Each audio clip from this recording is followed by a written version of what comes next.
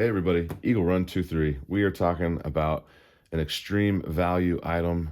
If you guys have been around the channel for a while, you know I am an extreme value person, and usually that means you got to buy quality to get the value out of it. Sometimes there are some deals to be had. And one thing in particular that just happens to be sitting here on my workbench is this is a magazine out of my carry gun, which is a Taurus PT-111. And I absolutely love that gun. I've carried it for years and years. It has thousands of rounds through it. And I'm a fan. Uh, I got a new truck recently, and I was cleaning stuff out and throwing stuff in boxes, and this um, mag was loaded in my console somewhere, and look at what has happened to these rounds. Now, this obviously was, it's not even numbered, so I've completely lost track of this magazine because all of them are numbered now. I don't know where I lost this, but it has had a hard life because look at that corrosion.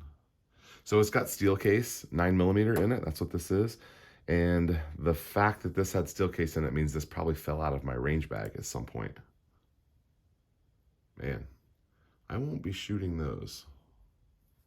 And then a couple of them actually look okay. That one might be okay.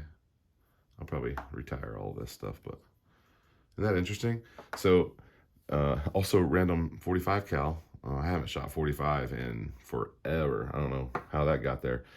But anyway, talking about value, that gun is an extreme value gun. It's $300 or $400, and it works every single time. I've had no problems with it. Love it. In fact, I have more than one of them, and they've recently replaced that model.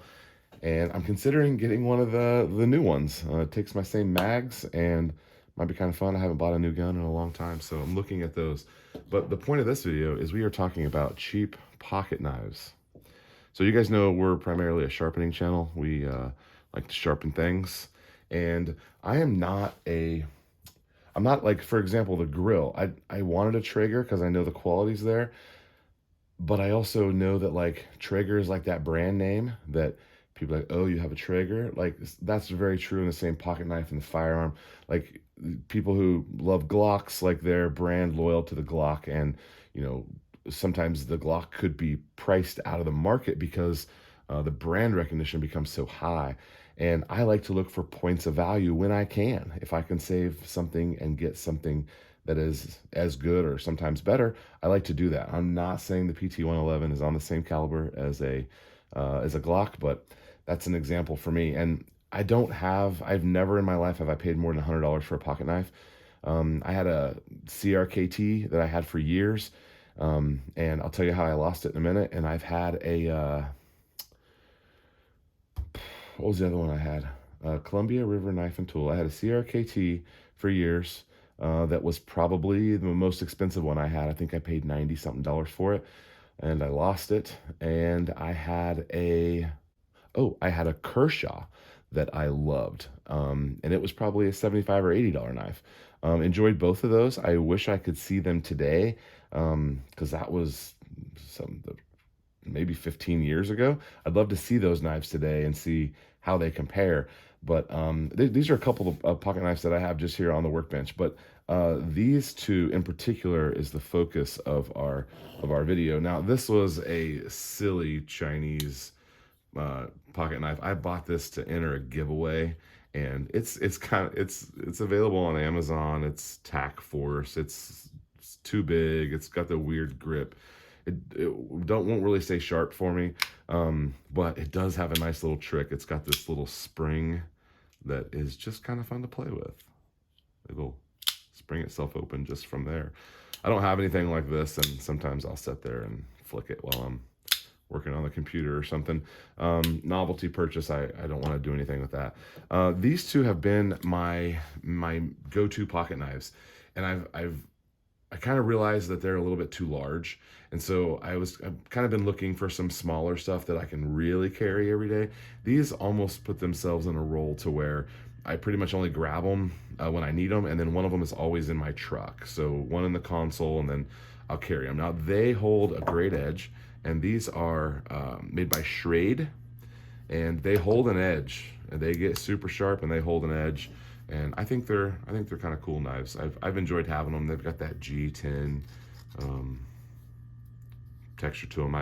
I have never done anything miraculous with a pocket knife. They're kind of just opening a box, cutting down a box for the trash. You know, just like utility, professional homeowner stuff. And we might use it to shave something down, or I've even of course done screws and stuff like that. So this they get used, and I keep them sharp. And this is like a $40 or $50 knife when I bought it new, and I'm going to show you. This is a name brand quality knife that I paid good money for. And look at this. Can you see the amount of flexion that is there? And that's just kind of annoying. It doesn't really do anything. It still locks open, and it does have some wiggle in the lock. And other than that, I mean, it's fine. This one's a little firmer, but you can actually see how it separates. And this one has a lot of play in it, but it stays locked and does fine. I probably prefer this one over that one, but let's take a look at what you can get for $1. This is a $1 pocket knife.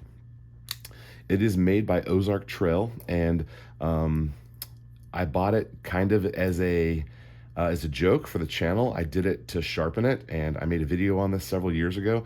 And the funny thing is that this knife just never died. It stays on the workbench. I use it all the time. So I made a point. I've been doing an experiment that you guys didn't know about. Over the last month, I have carried these two knives every day. And I'll tell you, the size of this one is phenomenal. I love the size of this. I mean, I'm going to keep this one, of course, but the next knife I purchase will be in this size. Maybe even a touch smaller. But here's the Ozark Trail. This knife was $3.88. And I don't know what it's made out of. It doesn't matter. It's a little lightweight, which is fine. It feels a little lighter than it should. But there is very little play. Very little. Half as much as these. And you know what this guy gets used the most for is scraping. I use it like a card, like for woodworking and stuff. If I'm scraping the shellac off of a handle, I did a knife or a axe restoration with this, and I scraped all the junk off. And you just tune it up, and it goes back, and it's sharp. So I cut down boxes. I did all the normal stuff, and it never failed me, and I was impressed with it every time. And I did the exact same with this. Now this one's actually my favorite. It has this kind of a weird, I'm sure this is plastic, but it actually feels good. And it has a little lever here, and the lockup on this is so satisfying. It has the little ball detent in there, and it clicks, and it's just, I can click this thing. If you're a fidgeter, this, and no play at all. 100% firm here, which is impressive because this knife was $1. $1. Now this one doesn't hold an edge very well, but I mean, look, this is sitting right here, and I got a drawer of stones over here. I sharpen stuff all the time. I have no problem sharpening it up, and it does well. So let's just kind of, for fun here, let's run this through. This has been used heavy, daily use for a week, and oh yeah, see, look, we definitely got into it. It is not biting on there. Let's see what you're doing. See, look at that. That's interesting. All right, let's compare. These guys, yeah, they just hold an edge way better. I mean, more quality steel. Obviously, you get what you pay for there a little bit. Yeah. So obviously more sharp. This one, maybe I didn't use it as heavy. But yeah, and this one is the favorite, and it's mostly because of that click right there. Just very satisfying. So I'm going to look for a new knife to purchase probably here coming up soon. I'm also ordering some kitchen knives. There's a YouTuber who makes kitchen knives, been talking to him. We're going to, I'm going to see if I can get something ordered from him because we're needing some new kitchen knives. It's been, the knives we're using right now, we got when we were married like 17 years ago. This is the size though, right there. That's the winner for me. All right, so I'm gonna sharpen these up. We won't do a video on it because you guys have seen me sharpen these knives 100 times. If you haven't, make sure you're subscribed. And then in closing here, let's talk about clips on pocket knives. I have left these on, but I think I'm going to take the clips off. They say that the easiest way to use a pocket knife is to put a clip on it. In fact, there's some conspiracies that even say that knife manufacturers put the clip on it because they know you'll lose it. And so thusly you'll have to buy a new pocket knife. I don't know about that, but it could make sense. I mean, I don't know. But by wearing this up high in your pocket, it is a little bit easier to fish out, but the expense of losing the knife, it may not be worth it. So I've just been carrying them deep in my pocket and not clipping them. Sometimes I'll clip them, but I do feel it drags, getting out of my truck, and I'm always a little worried about the leather, taking a edge. Some of these back edges here can rip up some leather. So, and even that clip right there can dig in. So I'm considering taking the clips off, and I think I might try that. But anyway, that's what I have for you. Look for value where you can. It is what it is. It's a $1 pocket knife, but this is extreme value. I'm not going to put it up against a Benchmade or something that costs $200. I get that. There is a difference. Please don't hear me incorrectly. There is clearly a difference. That Benchmade, you would sharpen it up and it would stay sharp for a long time. And it would get sharper and it would stay sharp longer. But for me, if I'm sharpening stuff all the time anyway, it almost doesn't matter because I kind of enjoy just tuning it up real quick on those Lansky rods. Is nice. All right, well, that's what I have for you today. Please let me know what you think about my crappy, cheap pocket knives, and if maybe you have a similar experience with something that's added value surprisingly for the dollar.